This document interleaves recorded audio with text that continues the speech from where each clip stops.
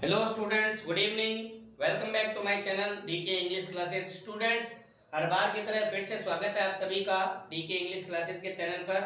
और आज मैं अपने स्टूडेंट्स के लिए लेकर के आया हूँ कुछ डिफरेंट टॉपिक, एक अलग सा टॉपिक लेकर के आया हूँ जो कि specially class 12th based topic है, जिसमें उनके दो बुक्स लगती है। उसमें से एक बुक का नाम विस्टास है और विस्टास बुक का जो पहला लेसन है जिसका नाम द थर्ड लेवल है, उसकी एक शॉर्ट समरी मैं स्टूडेंट्स के लिए लेकर के आया हूँ।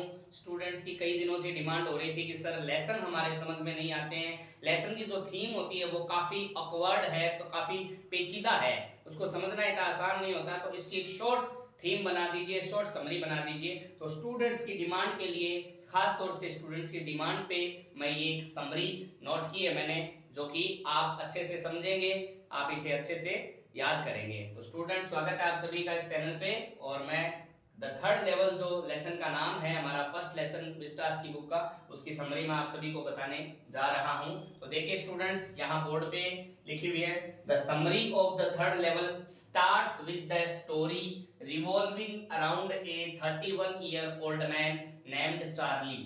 स्टूडेंट्स, इसका मतलब होता है कि ये जो पूरे लेसन की जो समरी है, पूरी थीम है थर्ड लेवल, ये स्टार्ट्स होती है विद द स्टोरी, एक ऐसी कहानी के साथ स्टार्ट होती है। रिवॉल्विंग, रिवॉल्विंग का मतलब होता है चक्कर काटना यानी घूमना, जो कि राउंड ले रही है around a 31 year old man, यानी ये पूरी की पूरी जो स्टोरी है वो एक 31 साल का व्यक्ति है जिसका नाम चार्ली है, उसके इर्द गिर्द घूमती है ये पूरी स्टोरी। रिवॉल्विंग अराउंड का मतलब होता है इर्द गिर्द घूमना, उसके चारों ओर ये स्टोरी घूमती है। Who had a weird experience. Students, weird experience का मतलब होता है अजीब सा experience, awkward experience, different type का एक्सपीरियंस होता है, उसे वेयर्ड एक्सपीरियंस कहता है। तो उसे अपनी लाइफ के अंदर कुछ वेयर्ड से एक्सपीरियंस होते हैं, अनुभव होते हैं। स्टूडेंट्स, इस लेसन के अंदर, इस थीम के अंदर विशेष रूप से ये बताया जाता है कि चार्ली नामक एक व्यक्ति होता है जो जीवन में, उसके देश में क्या होता है कि वर्ल्ड वार वगैरह चलते रहते हैं, टेंशन होती है, पीड़ाएं होती है, वो व्यक्तियों को परेशान देखता है, तो उससे वो खुद भी क्या होता है, टेंशन में आ जाता है, वो डिस्टर्ब हो जाता है, और जिसके कारण ही wants to escape of this world full of suffering and pain से। तो ये जो पीड़ाओं से भरी हुई, तकलीफों से भरी हुई उसकी जो जिंदगी है, उस जिंदगी से क्या है, वो बाहर निकलना चाहता है, उससे वो बचना चाहता है, जिसके लिए उसके दिमाग में अलग अलग इमेजिनेशन बन जाते हैं, कल्पनाएं बन जाती है, और जो चीज रियल में नहीं होती है वो भी उसके दिमाग में रियलिटी बन करके छा जाती है। तो ये कुछ ऐसा सा लेसन है इसके अंदर। तो स्टूडेंट्स देखिए, ये थर्ड लेवल इसी लेसन पे आधारित है कि यहाँ पे जो एक ग्रैंड सेंट्रल स्टेशन है, जिसे हम रेलवे स्टेशन के नाम से जानते हैं, वैसे उसके देश का एक ग्रैंड सेंट्रल स्टेशन है, और वहां पे दो लेवल यानी दो स्टोरी बनी हुई है, दो मंजिलें बनी हुई है। वो थर्ड मंजिल की कल्पना करता है, रियल में वो मंजिल होती नहीं है, वो स्टोरी होती नहीं है, रियल में वो लेवल होता नहीं है। तो ये पूरा का पूरा इमेजिनेटिव लेसन है, और एक अजीबोगरीब इसके अंदर एक्सपीरियंसेस फील करता है चार्ली नामक व्यक्ति। तो students, again come to the point, दोबारा अपन इस पॉइंट को, मैंने मुख्य थीम थी वो आपके लिए बताई है, इस पॉइंट से मैं line to line, word to word इसके लिए ट्रांसलेट करूंगा ताकि आपको इसके समझने में आसानी हो जाए। ओके स्टूडेंट्स, तो यहां तक अपन ने पढ़ लिया था कि ये जो स्टोरी है वो एक चार्ली नामक व्यक्ति है जो 31 साल का है, उसके इर्द गिर्द घूमती है। वो हैड ए वियर्ड एक्सपीरियंस, जिसका थोड़ा अजीब सा अनुभव होता है, उसको मिलता है while returning to his residence. और ये अनुभव उसको कब होता है, जब वो अपने घर को लौट रहा होता है, अपने निवास स्थान पे लौट रहा होता है, उसको जल्दी रहती है अपने घर पहुंचने की उस वक्त। ही reaches the third level of the grand central station. और जब घर जाने की उसको जल्दी रहती है, तो नॉर्मली वो ऑफिस से निकलता है, तो उसको घर जाने की जल्दी होने के कारण वो शॉर्ट रास्ता लेता है, सबवे का यूज करता है, और सबवे का यानी शॉर्ट रास्ता यूज करने के कारण वो ग्रैंड सेंट्रल स्टेशन पर पहुंच जाता है। वहां पे वो ट्रेन में जाना चाहता है, इसीलिए वो ग्रैंड सेंट्रल स्टेशन जाता है। तो वहां पे लेवल 2 होते हैं, उसको थर्ड लेवल लगता है, तो वो वहां पे क्या कहता है कि ही रीचेज द थर्ड लेवल, वो थर्ड लेवल पे पहुंचता है of the grand central station. Grand central station यानी रेलवे स्टेशन का नाम है, उसके थर्ड लेवल पर कल्पनाओं में पहुंच जाता है। which doesn't exist, does not exist का मतलब होता है, exist का मतलब होता है अस्तित्व में होना, तो जो रियल में नहीं होता है, that is not in real, यानी ग्रैंड सेंट्रल स्टेशन पे थर्ड लेवल होता ही नहीं है, पर वो कल्पनाओं में पहुंच जाता है। which doesn't exist का मतलब है जो वास्तव में होता नहीं है। फिर लिखा है स्टूडेंट्स, ही रेमिनिसेज, रेमिनिसेज का मतलब होता है स्टूडेंट्स परिचय करवाना या शेयर करना, बताना होता है। तो ही reminisces the entire experience, entire experience का मतलब होता है ये पूरा का पूरा जो उसका अनुभव होता है, ये उसने थर्ड लेवल पे क्या सोचा, सेकंड लेवल पे पहुंचा, पहले फर्स्ट लेवल पे गया। तो ये जो जितना भी एक्सपीरियंस था ये वो शेयर करता है, बताता है विद हिज फ्रेंड सैम। इसमें स्टोरी के अंदर एक सैम नाम का उसका एक फ्रेंड होता है, उसके साथ वो शेयर करता है। सैम के बारे में बताया गया यहाँ पे, हु इज ए साइकेट्रिस्ट। उसका जो दोस्त सैम होता है वो एक साइकेट्रिस्ट होता है। स्टूडेंट्स, साइकेट्रिस्ट का मतलब होता है मनोवैज्ञानिक, जो दिमाग का इलाज करता है उसको कहा जाता है। तो वो एक साइकेट्रिस्ट को बोलता है इस बारे में, and terms this experience as a walking dream wish fulfilment. और चार्ली जो होता है वो इस अनुभव को एक प्रकार से, उसका जो दोस्त होता है वो इस अनुभव को एक वॉकिंग ड्रीम विश फुलफिलमेंट का नाम देता है। यानी नींद में चलते हुए या फिर जागते हुए जब अपन ऐसा सपना देखते हैं, वो सपना जैसे पूरा हो जाता है तो उसको कहा जाता है वॉकिंग ड्रीम, यानी चलते हुए सपना देखना। यानी एक व्यक्ति चलते चलते ही सपना देख रहा है, खुली आंखों से सपना देख रहा है, उसको कहा जाता है। और विश फुलफिलमेंट का मतलब हो गया जैसे उसकी इच्छा पूरी हो गई हो। तो चार्ली हैड एक्सपीरियंस्ड, चार्ली ने कुछ ऐसा सा अनुभव महसूस किया। The two deadly world war, और साथ ही साथ चार्ली ने क्या किया, ये सब इसकी इमेजिनेशन क्यों बनी, क्योंकि चार्ली ने अपने यहाँ पे टू डेडली वर्ल्ड वार, यानी उस वक्त वर्ल्ड वार का समय चल रहा था वहां पे उसके देश में, जिसके कारण वो काफी टेंशन में था। He was under pressure, so that's why he went in an imagination and walking dream, इसलिए वो सपनों में चला गया, इमेजिनेशन में खो गया।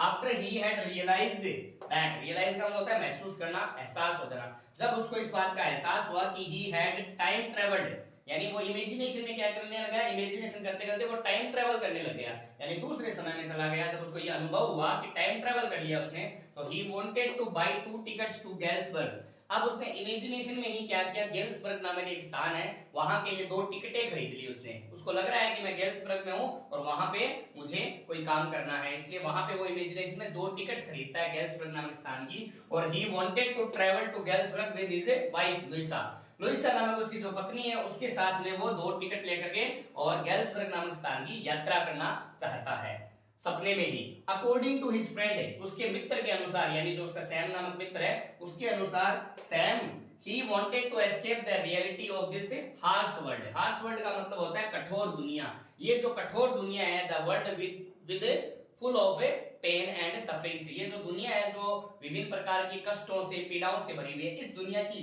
हकीकत जो है, कठोर हकीकत जो है, उससे वो बच निकलना चाहता है उसके मित्र के अनुसार। यानी उसका फ्रेंड कहता है कि ये रियल में परेशानियों से मुक्त होना चाहता है, इसलिए वो थर्ड लेवल की कल्पना करता है। द नेक्स्ट डे, अगले दिन जब उसको ये एक्सपीरियंस होता है, उसके बाद में Charlie reached the station to look for that the third level to visit Galesburg. यानी अब वो अगले दिन ये सोचता है कि थर्ड लेवल वास्तव में था या नहीं था, ये देखने के लिए वो वापस उस स्थान पर पहुंचता है, टू विजिट गेल्सबर्ग, गेल्सबर्ग जाने के लिए उस स्थान में से, यानी उसी थर्ड लेवल वाले स्थान में से वो जाने की कोशिश करता है। ही डिडंट फाइंड इट, लेकिन वहां पे जब होशो आवास में अगले दिन वो जाता है उसी ग्रैंड सेंट्रल स्टेशन पे, तो उसको वो थर्ड लेवल नहीं मिलता है। Charlie hence resort to his stamp collection. अब वो इमेजिनेशन में क्या करता है, साथ साथ में उसको एक स्टाम्प कलेक्शन की भी आदत होती है, और वो बताता है कि उसके दादाजी को भी स्टाम्प कलेक्शन करने की आदत है। स्टाम्प कलेक्शन का मतलब होता है स्टूडेंट्स, ये जो विभिन्न प्रकार की स्टाम्प्स आती है जो कि एनवलप के ऊपर लगाई जाती है, हिंदी में उन्हें मोहर या डाक टिकट बोला जाता है, ऐसे कलेक्शन करने होते हैं, संग्रह करना होता है, उसको कहा जाता है। तो चार्ली को भी इस बात का शौक था,